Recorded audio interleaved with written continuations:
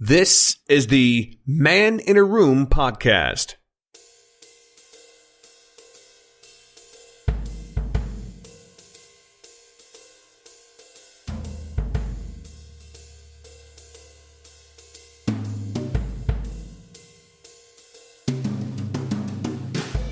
Someone gets a cold. Oh, hope it's not coronavirus. I get a cold and I say to people, oh, hope it's not coronavirus. I start getting questioned about where I've been, who I've been speaking to, how I'm feeling, have I checked online, have I seen anybody about this possibly being coronavirus? No, I haven't. It's not coronavirus. I know it for a fact. But I'm just, leave it. So, welcome to episode 10 of Man in a Room. This is the Tuesday episode. I sound a bit more, a bit ill, because I'm a bit ill, if I'm honest. And it's not been very much fun at all. It just literally just came on. I'm one of those people that can tell when they're not going to be very well. That rhymes. Isn't that amazing? And, I can tell maybe like a day or so before, maybe a couple of days before, like I can feel the warning signs happening. I'm all like, oh, here we go. Very soon. December will not be magic again. And and I knew it was coming. And so I prepared myself. I was like, right, I need to get these things in. Because I've got a foolproof way of getting rid of illnesses and colds and that kind of stuff. And basically, a couple of days ago, I just mooched around the house. And, I needed it. I really did. But yeah. So, and also, right, this is all over the place. Because not only have I been unwell, I've now had to record this episode in the evening. I usually record it in the morning, but I had work. Because I have a day job, And I had work in the morning. And I, usually someone will record the episode. So I've had to record it in the evening, and it's very odd because I've never recorded it at this time of day before.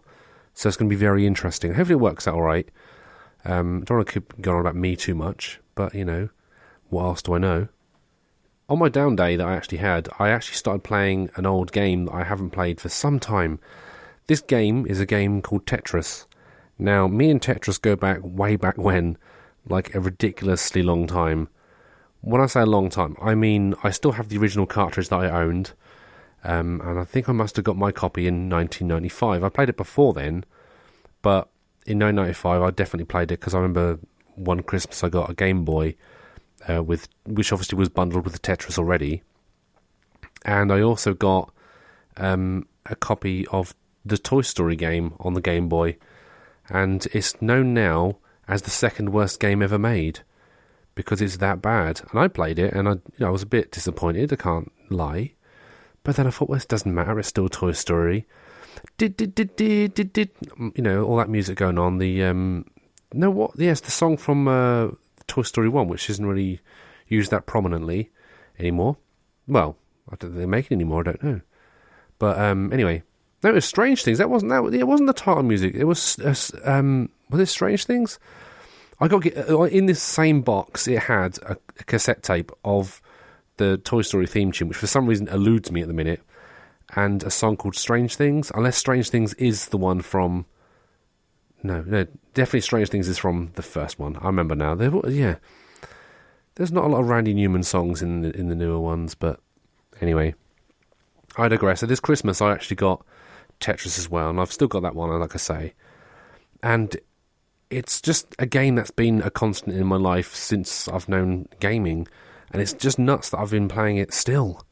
And it's just mad when I actually think about it, because I thought, I've been playing this for so long now, like 25 odd years, playing the same game. And I started thinking about it, and I thought, well, this is actually kind of interesting, this game, how long it's had this longevity. Well, longevity? I was suddenly Australian all of a sudden. And so I found this documentary online called, the Tetris documentary. I can't remember what it's called, but it's made by the gaming historian, so shout out to that guy for making that. Guy making stuff for the labour of love, which is the best way to make it, really, isn't it? And it was just very fascinating to watch the way this thing unfolded. So basically, this Russian guy, and he was working for the Russian government doing something, and he was, in his spare time, he was using the computers to make a computer game, and he made Tetris. And he found it was very addictive. And, people would spread it out, and it'd get ported across. It basically turns out that when it came to selling the rights to different places to sell it in different countries, the Russian government were all like, well, he's one of our employees. He made on our computers. It's actually our game. And so basically there's a whole rigmarole about him not getting royalties. Apparently the guy didn't get royalties for like 10 years, maybe something like that. Yeah, it took a while for him to get his royalties through, which is insane. And it's just interesting, this game, because obviously how they've moved it around, all this kind of stuff. But when I say it's addictive, it's a ridiculously addictive game, because there's this thing you can actually get in your brain. It's called Tetris brain. And basically what it means is that you'll just, every time you go to sleep, you start seeing the shapes. And then it's really weird. If you play it a lot, that can happen. It used to happen to me quite a bit as a kid, obviously, because I was a child playing Tetris before I went to bed. And isn't it cool that I can play Tetris with my eyes shut? Nowadays, it's like, no, that's not cool. That's rubbish. In fact, I don't want that to happen. I mean, it actually happened a couple of years ago, because they brought it out for the 3DS, the 3D game console. And I was playing on there for a while, and then I went to bed when I thought, oh, good, Tetris brain is back. And it's actually a common thing. But it's not anything to worry about, I don't think, anyway. But it reminded me, actually, quite recently, there was the same sort of story going by, the Flappy Bird game. Do you remember that? We had to just tap the screen and the bird flapped around, it was all fun, everyone loved it. You know that game? And the guys, I took it off the market because I didn't want people to be addicted to it. Don't be so silly. It's our choice if you want to play it. In fact, there used to be a rumour about Tetris that the Russian government made it, which is obviously where the story comes from, because they used to say they owned it, and they were trying to preoccupy Americans so that they would become lazy or something like that, and they wouldn't be paying attention to what they were doing in Russia or to America. And that's just one of those silly Cold War kind of... I lived through some of the Cold War, and it's just quite funny when you look back at it, really, isn't it? All this weird sort of like Rocky IV, and the guy from Russia who punches that guy and kills him, and then he's all like, oh, if that is a spoiler, right, you've had many years to watch it, get off my case. And there's like James Brown there, living in America, all that kind of stuff, it's like, yeah, let's get into it. Then you got like Lex Luger being the American dream in the WWF. Yeah, I said WWF. I will never refer to it as the WWE when I'm talking about the 90s. And, it's all like, yeah. And we had like Spitting Image in the UK and all that kind of stuff. And, it's just like, yeah, the Cold War. Yeah, it's not quite the same anymore, but, those are the way things change. Anyway, I need to get a glass of water. I'm not going to lie. I'm still not feeling great. I've had to stop a couple of times recording because I had to cough and just stumbling across words. Anyway, I'm going to have a quick break, and I'll be back in a few seconds. If you have any thoughts, comments, or questions, please do not hesitate to send them to show@maninaroom.co.uk.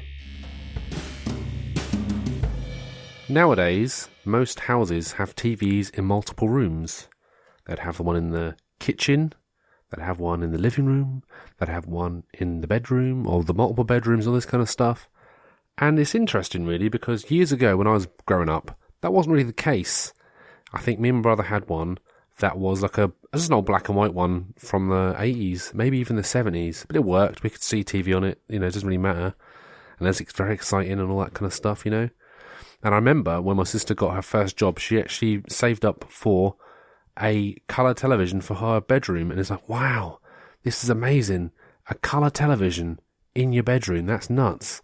And I remember that we just decided one day that we'd just hang out and watch TV up there. It's quite funny, really, because my brother's a little bit older and he was able to just watch TV downstairs, but he used to come upstairs and we used to watch the TV, and it used to be a lot of fun.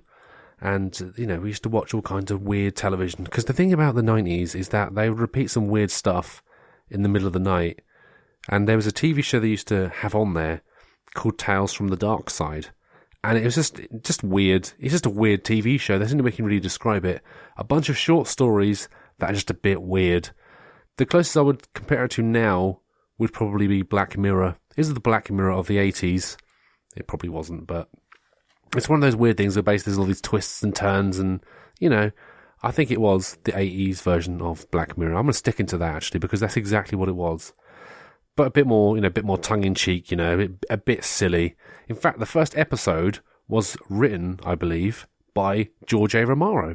And there's another story in it later on in the series, based on a story by Stephen King. So, it's not exactly it wasn't a mocked TV show. It's like a serious piece of entertainment. I say serious, but it was taken seriously to a degree, much like Nightmare on Elm Street was back in the 80s as well.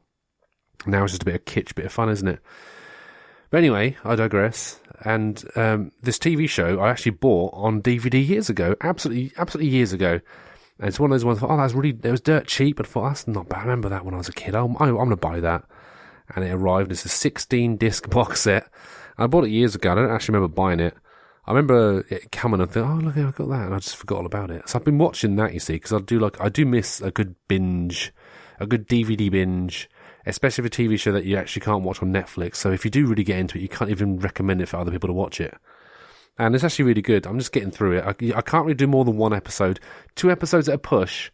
But other than that, it's maybe like 1 or 2 episodes a day. Because it can get a little bit over the top. And there's this one today. I watched one today. I'm going to talk you through it from memory. I haven't actually really prepared this.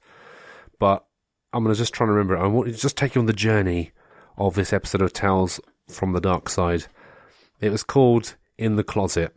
So basically, there's this man in this house, and he lives alone, which is a bit weird, but, he lives on his own. And this young girl knocks on the door, it's like, knock, knock. And he was like, who's there? And she's all like, I'm the person who rang earlier for the room. And he's like, yep, come in. And then, it's only half an hour long, so the formalities of her getting the room is literally like, you can't have a TV, you can't have a stereo, it lights out at so-and-so time, and you can't have a boyfriend, I can't have a boyfriend walking around here, and all this kind of stuff. It's like, yeah, sure, no problem. It's a bit weird, isn't it? Old man lives on his own, young girl who's going to college and all this kind of stuff. Well, we won't look into that.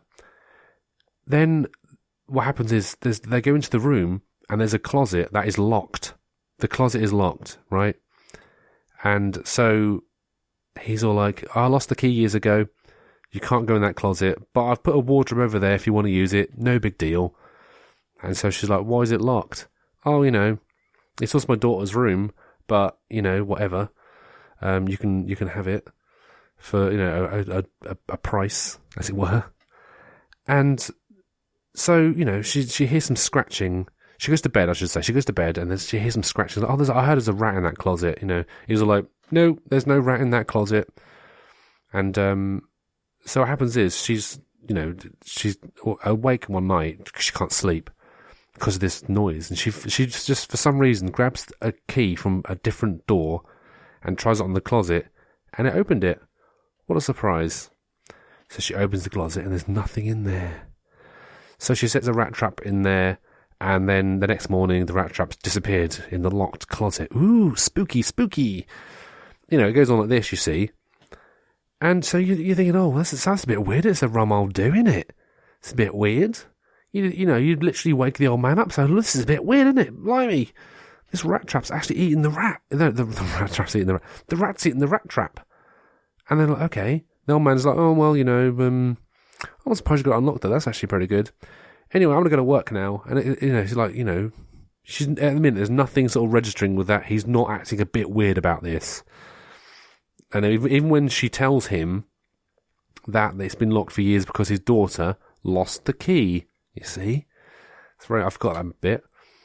But so this goes on like this. And then eventually, she's awake at night, and I think the door unlocks it on its own. And out creeps this monster who basically murders her and drags her into the closet and shuts the door behind it. So, ooh, there's a monster in the closet, is there? Interesting. So anyway, it goes on like this. And then it cuts to the old man. He's on the phone. He's like, well, I've not seen your daughter anywhere. Listen, I'm a busy man. I've got stuff to do. She was probably in bed when I left, and I came back late, and all this, and she's probably gone. So I don't know where she is. I'm not her keeper. I don't keep tracks on where she is, and this kind of stuff, right? Which is fair enough. But at the same time, something's just murdered this young girl in your house, and you've not noticed yet. Although I will say there was no blood in the room, which is very weird. But anyway, and then as he's on the phone, you see the monster sort of creeping around the corner. And then it sort of goes towards him. And he's like, he winces in pain suddenly. And he looks down, and it's the monster hugging his leg. because he's dug his claws in his leg. And then he's all like, "Oh, come here, my daughter." Oh, he kept saying daughter, daughter, just so you know that the monster is his daughter. I kept saying daughter, like he's been all like friendly with it. So he knew what was going on all along. And yeah, it was a weird one. I enjoyed it. It's the most gory one so far. There've been other silly ones, like, I don't know, the man who disappeared. I think it's called Slippage, that episode, which I quite liked. And do you know what? It's actually quite a good show to watch, actually. I recommend it. I enjoyed it. You know. And I'm sorry if that's a spoiler for you, but if you haven't seen the episode of Tales from the Darkside, well, that's not really my problem, is it? So maybe you should get a life, yeah? Before you send an email to me, to an email address that doesn't even work. It just sounds good in the jingle. Yeah, I know. I'll always admit to that. But anyway, I need to go because I don't feel great. I can't lie. I still feel like poop. And this talking's making me just feel tired. And I'm sorry if this is a short episode, but, you know, needs must. I must rest. Rest must be got. So, yeah, I'll speak to you later in the week anyway, you know, it's not a big deal. I'll speak to you in a couple of days, and, yeah, I'll be back then, and, yeah, hope you have a good couple of days, and take good care of yourself and each other. Who is the man? Where is the room? It's some guy you've never heard of, in a room you've never been in. For more information, head over to maninaroom.co.uk.